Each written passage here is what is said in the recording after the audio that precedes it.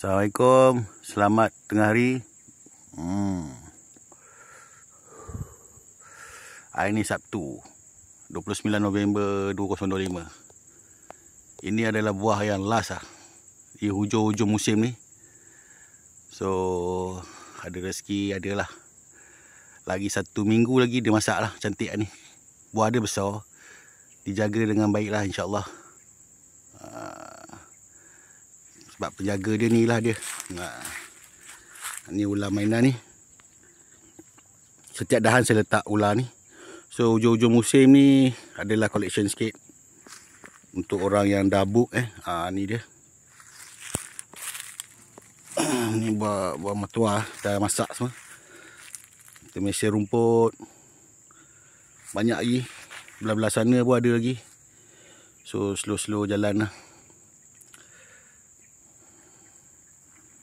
Tapi buah ni, orang kata penghabisan ni, itulah, ramai pula masuk order.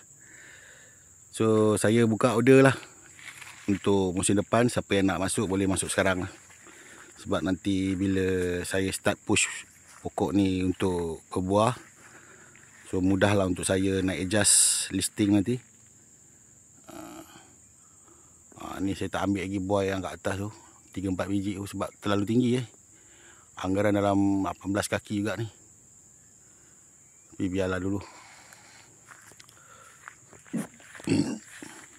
So rumput-rumput sambau ni, bila dah musim memang cantik, tapi kita kena cepat-cepat racun sebab dia punya apa kata, mata dia tu, dia cepat hidup kalau hujan panas dia subur. So rumput sambau ni dia jahat sikit, dia nakal sikit. Dia spesies pokok hutan ni kan, kita kena jaga cantik lah. So pokok-pokok yang insyaAllah lah, macam pokok besar ni saya tak dapat rasa apa boleh buat. Ni bukan, orang kata bukan rezeki lah. Walaupun agak banyak jugalah dia punya berbuah dia. Tapi itulah, beruk dah ambil dulu, apa boleh buat. Mungkin insyaAllah lah akan datang. Ini pokok yang kalau ikutkan saya tebang dia sebenarnya tak sihat. So saya tebang dia tumbuh pucuk baru. Dia jadi rendang macam ni. Saya tak buang dia. So biar dulu, insyaAllah lah. Moga-moga dia sihat sejahtera. Ini pokok-pokok yang telah dimusnahkan oleh beruk habis dahan semua dipatahkan dia. Dia datang package, dia gotong royong, dia patahkan semua. So satu apa pun saya tak dapat.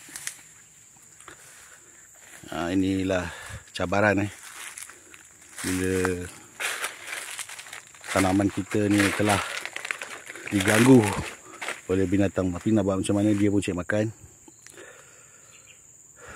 Kita sedekah lah.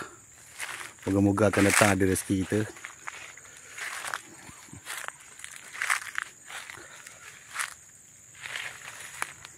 So pokok-pokok yang tak berapa baik condition, kita akan repair balik. Kita akan cantas balik, kita akan pruning balik supaya dia tumbuh pucuk baru, dahan baru. So yang bawah-bawah ni kita akan bersihkan, dan kita akan neutralkan balik tanah dia dengan dolomite, dengan organik semua.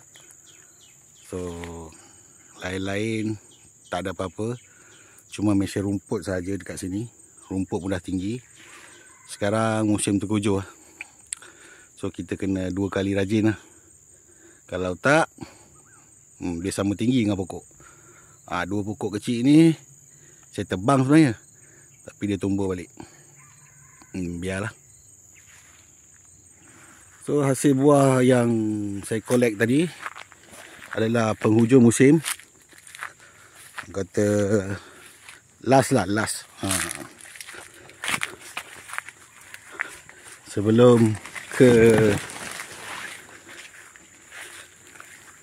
fasa tahun baru, di mana kita akan ambil order-order orang yang telah masuk list lah. So sekarang saya nak asingkan siap-siap, dan kita akan bagi kepada pembeli yang sedang menunggu. Inilah hasil berbudi pada tanah. InsyaAllah semoga perkongsian ni memberi manfaat pada semua. Selamat berkebun, selamat berhujung minggu. Assalamualaikum warahmatullahi taala wabarakatuh.